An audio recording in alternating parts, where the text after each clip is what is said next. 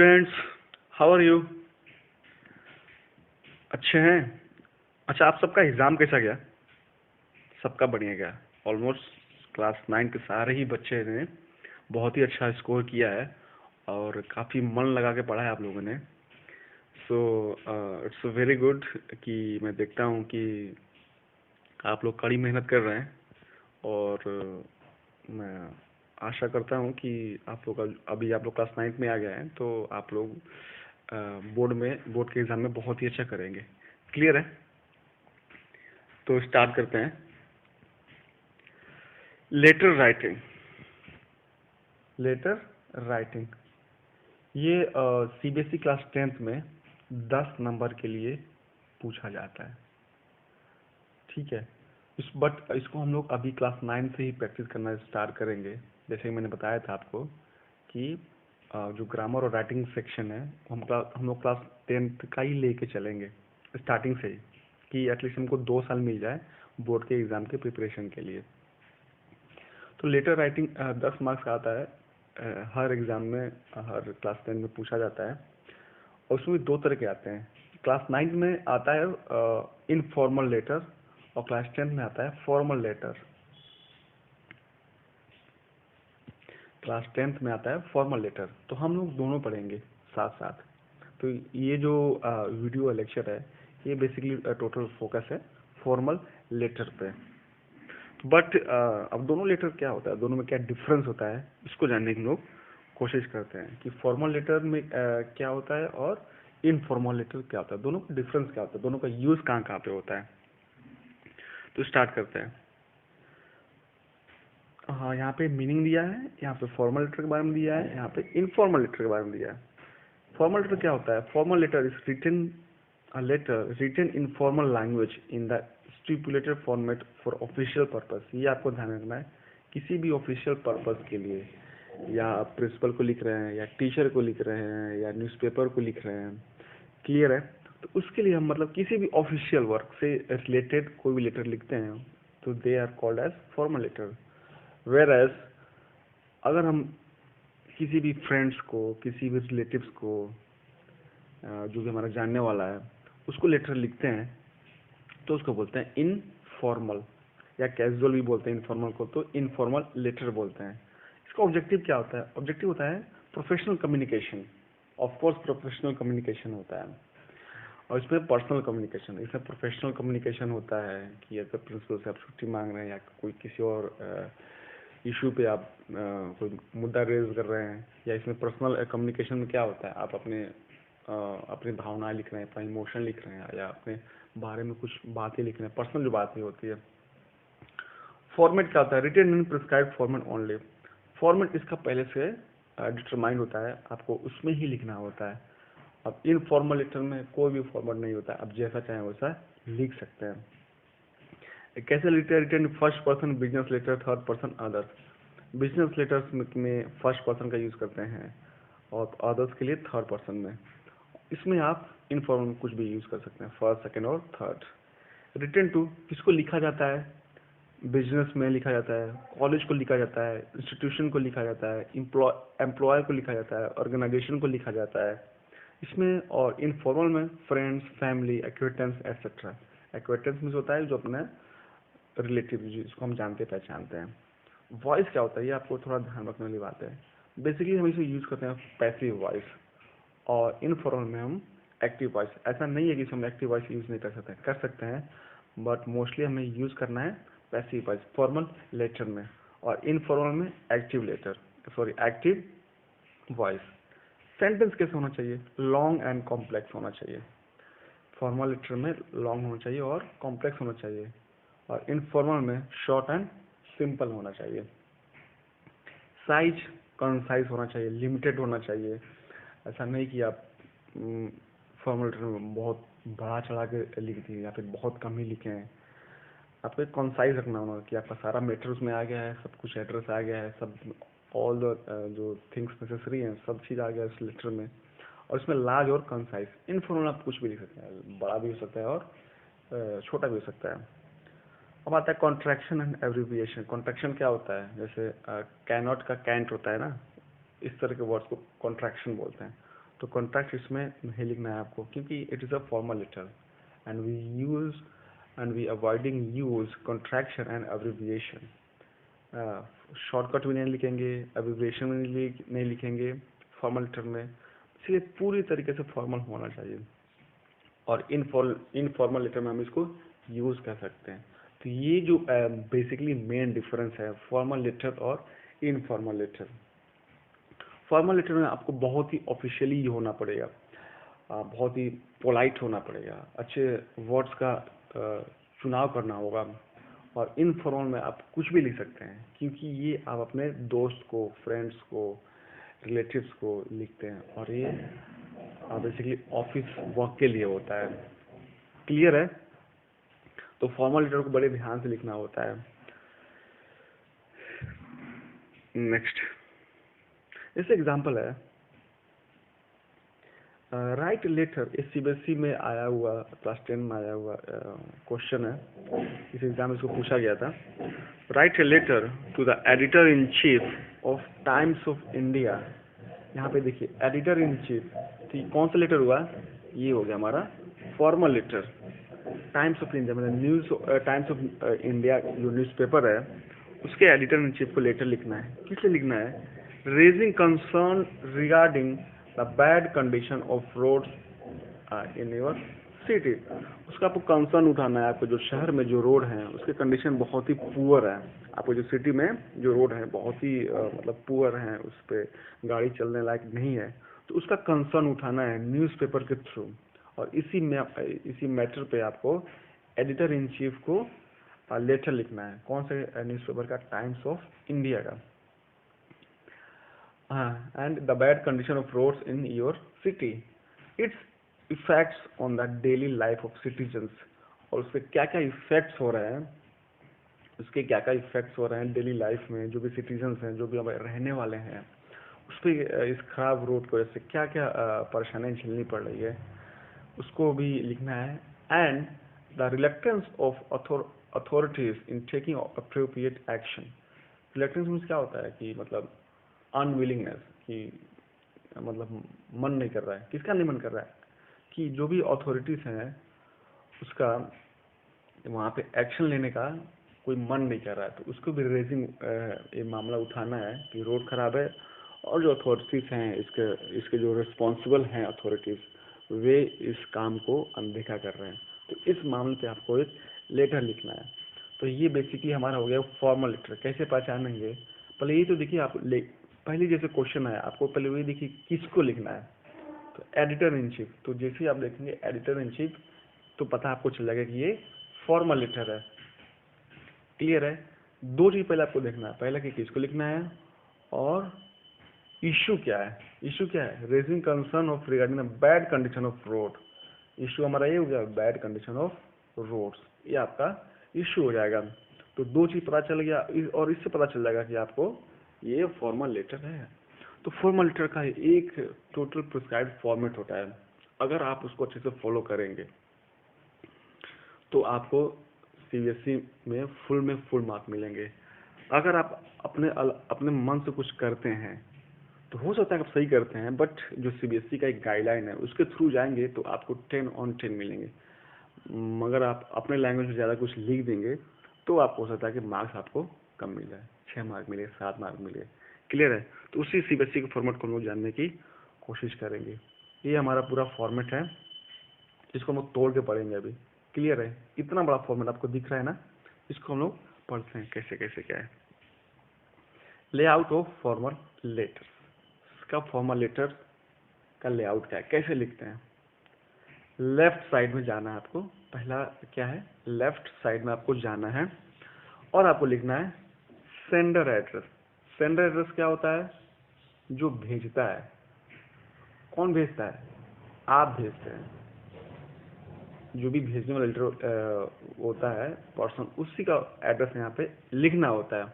अब हो सकता है क्वेश्चन में यहाँ पे दिया गया हो या नहीं दिया गया हो, दोनों हो सकता है। अगर दिया गया एड्रेस तो आप लिखिए, अगर नहीं दिया है तब भी आपको लिखना होगा। उसको ब्लैंक नहीं छोड़ना है, ये आपको ध्यान में रखना है। इसको ब्लैंक बिल्कुल भी नहीं छोड़ना है, आपको एड्रेस लिखना ही लिखना है। It doesn't matter the address is given in the question or not. You have to write the address. आप अपना एड्रेस लिख दीजिए. अच्छा, और सबसे मेन इंपॉर्टेंट बात कि ये जो एड्रेस होना चाहिए केवल 3 लाइन होना चाहिए, 3 लाइन से ज़्यादा नहीं होना चाहिए. जैसे अभी आपका एड्रेस हो, जैसे नेम, उसके बाद 3 लाइन, तो उससे ज़्यादा एड्रेस आपका नहीं होना चाहिए. अगर आप 4 लाइन लिखेंगे तो सीबीएसई के गाइडलाइन के हिसाब से आपका मार्क कट सकता है, तो मार्क कम मिलेगा, क्योंकि ये फॉर्मल लेटर है. फॉर्मल लेटर पूरा एक स्ट्रिक्ट होता है, एक प्रोहिबिटेड होता है, एक लिमिटेड होता है और एक प्रिस्क्राइब्ड फॉर्मेट होता है. तो आपको उसी के थ्रू होके लिखना है, तभी आप अच्छे से पूरा स्कोर कर पाएंगे. क्लियर है? तो पहले लेफ्ट साइड में लिखेंगे हम लोग सेंटर एड्रेस. अगर दिया है तो लिख लेंगे, अगर नहीं दिया है तो आप अपना एड्रेस लिख देंगे और 3 लाइन से ज़्यादा इसको नहीं लिखना है. उसके बाद हम क्या करेंगे, एक स्पेस देंगे, एक लाइन छोड़ देंगे. उसके बाद लाइन छोड़ने मतलब क्या होता है कि उसमें गैप दे देंगे. सेकेंड क्या है, डेट. क्या है, डेट लिखेंगे. एक लाइन छोड़ने के बाद डेट लिखेंगे और डेट का फॉर्मेट भी ऐसा होना चाहिए 22 मई 2020.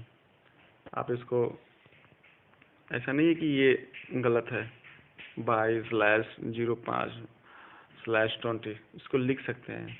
बट फॉर्मल क्या है, फॉर्मल बहुत ये हमारा फॉर्मल है, इसको लिख सकते हैं. मैं जैसे बोला कि ऐसा नहीं कि ये गलत है, कोई गलत काट देगा, लेकिन आपके मार्क्स पे इफेक्ट पड़ सकता है. So it's better to use all the things in formal way. Clear? तो आपको 22 मई 2020 ये आपको ऐसे ही इसी फॉर्मेट में आपको लेटर लिखना है, आपको डेट लिखना है. अब आते हैं, फिर आपको एक स्पेस देना होगा, मतलब कि आपको एक लाइन छोड़ना होगा. थर्ड लिखेंगे रिसीवर एड्रेस. रिसीवर एड्रेस कौन था, आपको इस क्वेश्चन में पता चल जाएगा कि इसी क्वेश्चन आपको रिसीवर एड्रेस दिया होगा, या हो सकता है कि ना भी दिया हो. तो सबसे पहले लिखेंगे हम लोग वहाँ पर रिसीवर एड्रेस में डेजिग्नेशन, क्योंकि हम किसको भेज रहे हैं, कि हम किसको भेज रहे हैं. इस वाले क्वेश्चन देखिए, हम किसको भेज रहे हैं, यहाँ पे एडिटर इन चीफ को भेज रहे हैं. तो ये हमारा डेजिग्नेशन हो गया, editor in chief Times of India आ जाएगा. पहले डेजिग्नेशन लिखेंगे, उसके बाद केवल डेजिग्नेशन रहेगा, टाइम्स ऑफ इंडिया नहीं रहेगा, केवल डेजिग्नेशन रहेगा. उसके बाद हम एड्रेस लिखेंगे. हो सकता है कि दिया हो क्वेश्चन में या फिर ना दिया हो, तो भी आपको लिख के आना है. क्लियर है? एड्रेस वही है कि ज़्यादा ना हो. समझ में आया? फिर से रिवाइज करते हैं. लेफ्ट साइड में जाना है, आपको सेंटर एड्रेस लिखना है, दिया है या नहीं दिया है क्वेश्चन में आपको लिखना है. 3 लाइन से ज़्यादा नहीं होना चाहिए. स्पेस दीजिए, उसके बाद डेट लिखिए, इसी फॉर्मेट वे में लिखिए 22 मई 2020. स्पेस दीजिए, फिर रिसीवर एड्रेस लिखिए. रिसीवर एड्रेस में क्या होगा, पहला उसका डेजिग्नेशन लिखिए. कैसे पता चलेगा, क्वेश्चन में गिवन इन क्वेश्चन में दिया रहेगा. उसके बाद एड्रेस लिखिए. एड्रेस हो सकता है दिया रहे या फिर ना दिया रहे, फिर भी आपको एड्रेस लिख के आना है, ब्लैंक नहीं छोड़ना है. उसके बाद फिर से एक स्पेस दीजिए. स्पेस दे दिया आपने. उसके बाद आता है सैल्यूटेशन. सैल्यूटेशन में क्या होता है, सैल्यूटेशन में होता है संबोधन. कैसे हम उसको संबोधन करते हैं, तो सर हैं, मैडम हैं, कैसे हैं. तो डियर सर लिखिए या फिर मैडम लिखिए, मैम नहीं लिखिए. क्लियर है? जैसे मैंने बताया आपको शॉर्टकट, एब्रिविएशन और कॉन्ट्रैक्शन आपको यूज नहीं करना है. ऐसा नहीं कि मैम लिखेंगे गलत हो जाएगा, बिल्कुल नहीं. मैम भी सही है, बट आपको अगर मार्क्स चाहिए तो you have to write in full word, not in contraction form. Clear? Yes sir, clear. तो डियर सर लिखिए या फिर मैडम, जो भी जेंडर है उसके अकॉर्डिंग उसको लिखिए. क्लियर है? सैल्यूटेशन जो भी है, जिसको भी आप अटेंशन ड्रॉ करना चाहते हैं. फिर है स्पेस दीजिए, एक स्पेस दीजिए सैल्यूटेशन लिखने के बाद से. उसके बाद आता है मेन सब्जेक्ट. सब्जेक्ट लिखना है आपको, और जो सब्जेक्ट है वो केवल 4 से 6 वर्ड्स का ही होना चाहिए. इसको याद रखिएगा, केवल 4 से 6 वर्ड्स का ही होना चाहिए. आप इससे ज़्यादा जाएंगे मार्क्स कटेंगे आपको. और सब्जेक्ट भी ऐसा होना चाहिए कि जिसमें आपको उसी में आपको पूरी बात पता चल जाए. आपको पूरी बात पता चल जाए कि लेटर किसके रिगार्डिंग है, क्यों लेटर है. सब्जेक्ट का पर्पस यही होता है कि अगर किसी के पास जब भी मेल जाता है तो सबसे पहले सब्जेक्ट दिखाई देता है या लेटर जाता है तो सब्जेक्ट लिखा रहता है, तो आदमी को पता चल जाता है कि ये अच्छा ये इस मुद्दे पे है, ये इसलिए आया हुआ है। जैसे छुट्टी के लिए लिखते हैं तो लीव एप्लीकेशन लिखते हैं, तो पता चल जाता है कि लीव, तो पता चला कि बच्चा जो है छुट्टी मांग रहा है। या फिर इलेक्ट्रिसिटी प्रॉब्लम, तो पता चल जाता है प्रिंसिपल को कि अच्छा सॉरी कि ये जो लेटर है वो इलेक्ट्रिसिटी से रिलेटेड है। क्लियर है? तो सब्जेक्ट भी आपको ऐसा ही होना चाहिए कि उसमें आपको उतने से पता, पढ़ने से ही पता चल जाए कि अच्छा ये जो लेटर है इसके बारे में है। क्लियर है? ध्यान रखिएगा, be careful while writing your subject, it doesn't more than 4 to 6 words। अब आता है उसके बाद से स्पेस दीजिएगा। क्लियर है? सबके बाद देखिए कि स्पेस आपको देना है। यहाँ तो समझ में आ गया। अब आता है 6 में इंट्रोडक्टरी लाइन्स। इंट्रोडक्टरी लाइन्स क्या होता है? इंट्रोडक्टरी लाइन्स वो होता है कि जब हम स्टार्ट करते हैं डायरेक्ट हम उस मुद्दे पे नहीं जाते जिस मुद्दे पे हम लेटर लिख रहे हैं, डायरेक्ट हम वो इशू रेज नहीं करते हैं। पहले हम एक फॉर्मल वे में कुछ लाइन्स लिखते हैं कि I would like to draw your attention on this problem. ठीक है? तो ये भी आपका 3 से 4 लाइन्स होना चाहिए और प्रिपेयर लाइन होना चाहिए। सबसे इस कमाल की बात क्या है इसमें, देखिए आपको ध्यान क्या रखना होगा, वो 3 से 4 लाइन होना चाहिए और प्रिपेयर्ड लाइन होना चाहिए। ये जो लाइंस है आपको ऑलरेडी याद, मतलब रेडीमेड होना चाहिए। आप इसको एक मतलब 4 लाइन आपको रटा हो, आपको याद हो, और यही जाके हर फॉर्मल लेटर में आपको लिखना है। आप इसको हो सकता है कि अपने मन से भी लिख देंगे, बट आपको हो सकता है मार्क्स में थोड़ी कटौती हो जाए। But what I suggest to you कि ये जो लाइंस है इसको आप अच्छे से याद कर लीजिए। मैं इसको बताऊंगा अभी कौन से लाइंस होते हैं, उसको हर फॉर्मेट लेटर में आप इसको यूज़ कीजिएगा। क्लियर है? आप इसको मन से लिख सकते हैं। देखिए मैं गलत किसी को नहीं कह रहा हूँ, आप इसको अपने मन से लिख सकते हैं, लेकिन आपको मार्क्स चाहिए तो सीबीएसई के गाइडलाइन के हिसाब से आपको चलना पड़ेगा। क्लियर है? हाँ सर क्लियर है। तो ये जो लाइंस है आपको रटा होना चाहिए, आपको रटा होना चाहिए।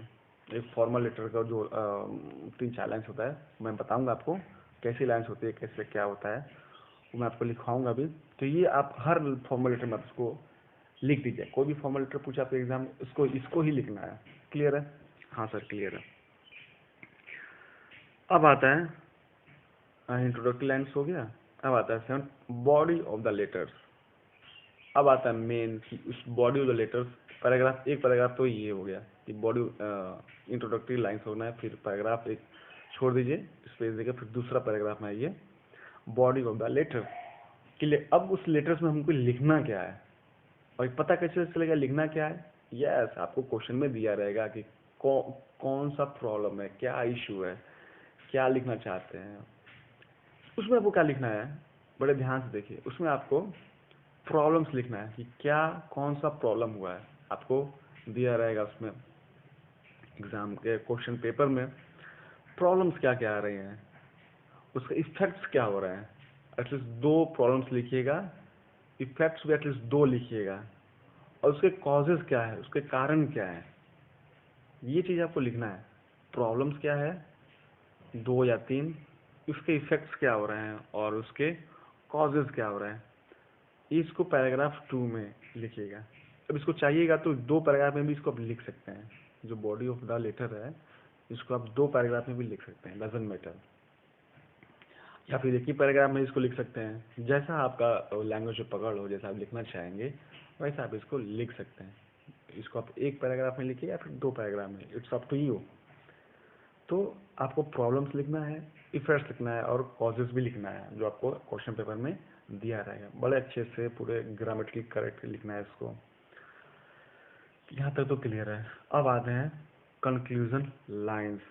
ये भी इंट्रोडक्टरी लाइंस की तरह पहले से आपको प्रिपेयर्ड होना चाहिए। ऐसा नहीं कि आप वहाँ पर जाके सोचेंगे कि अब क्या लिखूं। नहीं, देखिए आपको समय भी बचाना है एग्जाम में। तो इंट्रोडक्टरी लाइंस सॉरी, और प्रिपेयर्ड लाइन्स, ये पहले से आपके पास प्रिपेयर्ड होना चाहिए, पहले से आपको याद होने चाहिए, because in that case you will save your time, in fact your precious time. तो ये करना एग्जाम में आपको अपना टाइम बचाना है। तो यही सब छोटी छोटी ट्रिक हैं जिससे आप अपना समय बचा सकते हैं। तो इंट्रोडक्टरी लाइंस और कंक्लूजन लाइंस आपको याद होना चाहिए, और ऑलमोस्ट हर फॉर्मल लेटर में काम करेगा, थोड़े बहुत जो प्रॉब्लम्स को चेंज करके, हल्का बहुत, मतलब 95% सेम रहेगा। क्लियर है? हाँ सर क्लियर है। तो ये इसको आप कंक्लूजन लाइन इसको लिख देंगे।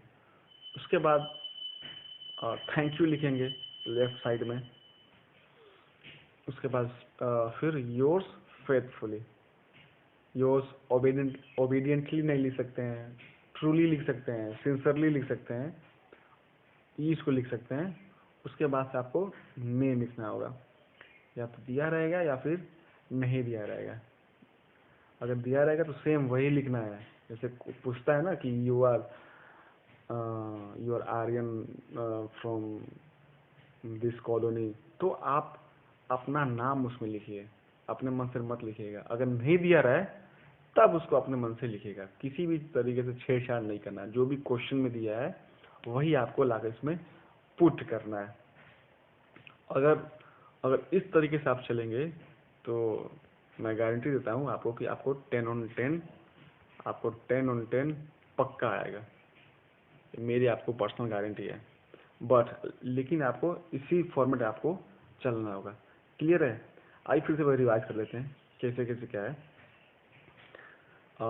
लेफ्ट साइड में आपको सेंटर एड्रेस लिखना होगा, दिया रहेगा क्वेश्चन में या फिर नहीं दिया रहेगा तब भी लिखना है आपको, 3 लाइन से ज़्यादा नहीं होगा।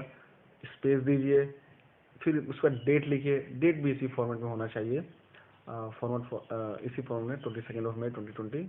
उसके बाद एक स्पेस दीजिए, फिर है रिसीवर एड्रेस, किसको भेज रहे हैं, डेजिग्नेशन दिया रहेगा क्वेश्चन में तो डेजिग्नेशन लिखिए, फिर और उसके बाद से एड्रेस लीजिए, एड्रेस दिया रहेगा फिर या नहीं दिया रहेगा, दोनों ही आपको किसमें एड्रेस लिखना है।